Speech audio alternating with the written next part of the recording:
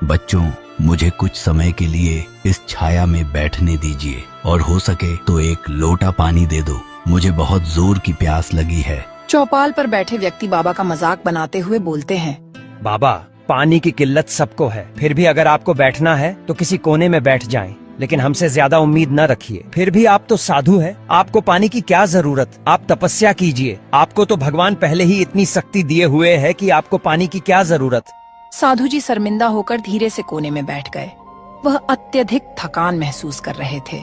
उन्हें आशा थी कि शायद कोई और उनको पहचान लेगा या मदद करेगा, लेकिन गांव वालों के बीच एक अजीब तरह का अविश्वास लग रहा था। उन्हें लगा कि साधु धोखा देने आया है या कुछ मांगने आया है। शिवपुर नाम का एक छोटा सा गांव था। यहाँ के लोग सालों से अपने शांत माहौल, अच्छे और सीधे साधे सरल जीवन शैली के लिए जाने जाते थे। लेकिन बीते कुछ समय में इस क्षेत्र में मौसम का मिजाज तेजी से बदलने लगा था। गर्मी असहनीय होती जा रही थी और फसलें सूखने लगी थीं। सभी लोग गर्मी से बेहाल थे। फिर भी गांव के लोग एक दूसरे की मदद करते हुए जीवन चलाने की कोशिश करते।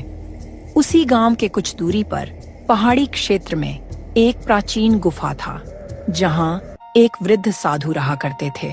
उनके बारे में कहा जाता था कि वे इंद्रियों पर नियंत्रण रखने वाले बड़े ही दयालु और अनुभवी साधु हैं। कुछ लोगों ने उन्हें साधु और कुछ ने फकीर भी समझा, लेकिन असल में वे एक व्यक्ति ही थे। उनका नाम महात्मा शिवानंद था, जो वर्षों से तपस्या कर रहे थे। वे अपने दिव्य तप से पहाड़ की उग्र जलवायु को भी सहन कर लेते थे, किंतु इस बार मौसम इतना विकराल रूप ले चुका था कि उनकी सहन शक्ति भी चूकने लगी थी।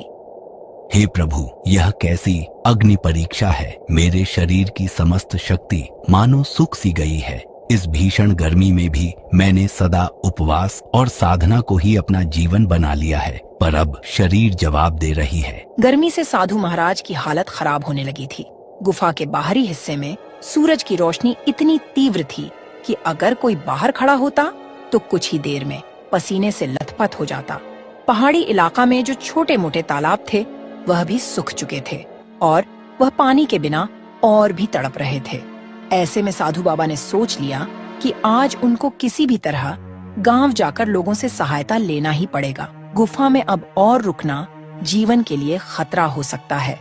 सुबह का समय था, पर धूप इतनी तेज कि लगती थी कि मानो दोपहर हो गई है। साधु शिवानंद अपने शरीर को संभालते हुए धीरे धीरे पहाड़ से उतर रहे थे।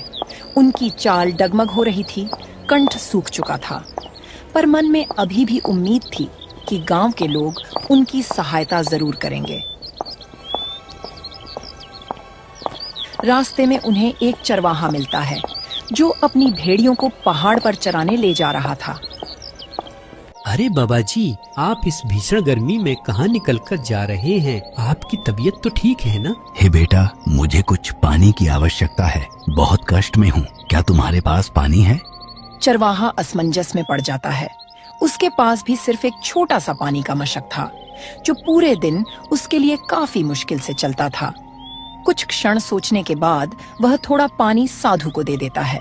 बाबा, मेरे पास ज्यादा पानी नहीं है, पर जो है वह आपको दे रहा हूँ। आप गांव पहुँचे तो और लोगों से भी मदद मांग लेना। साधु को थोड़ी राहत मिलती है। उन्हें इस चरवाहे में उम्मीद की किरण दिखती है। साधु उसे आशीर्वाद देकर आगे बढ़ जाते हैं। जब साधु गांव के पास पहुंचते हैं तो देखते हैं कि गांव के पास में ही एक ही कुआं था, जो अब लगभग सूख सा गया था। गांव के लोग दिन भर उसका पानी निकालकर अपने अपने काम में लगा लेते थे। साधु शिवानंद जब गांव में दाखिल हुए तो सबसे पहले उन्हें तेज धूप ने इतना तपन दिया कि उनके गर्दन पर चमकती पसीने की बूंदें झलक आईं। गांव की गलियों से गुजरते हुए वे देखते हैं कि अधिकतर मकान मिट्टी के बने थे। कुछ बैल बेचैन होकर तड़फड़ा रहे थे।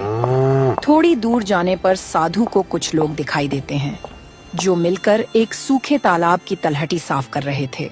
अरे शंभू भाई, लगता है ये गर्मी हमारी जान लेकर ही मानेगी। इतनी गर्मी, ऊपर से गर्म हवा शरीर को जला दे रही है। हाँ, तुम सही कह रहे हो, पर हम कर भी क्या सकते हैं? गांव में सभी परेशान हैं। अब तो कुआं का पानी भी खत्म होने वाला है। अगर पानी खत्म हो गया तो हम सब पानी के बिना तड़प तड़प कर मर जाएंगे। हे भक्तों, क्या कोई मेरी सहायता कर सकता है? मुझे पानी की अत्यंत आवश्यकता है, और यदि कुछ छाया या विश्राम का स्थान मिल जाए तो मैं आपका आभारी रहूंगा।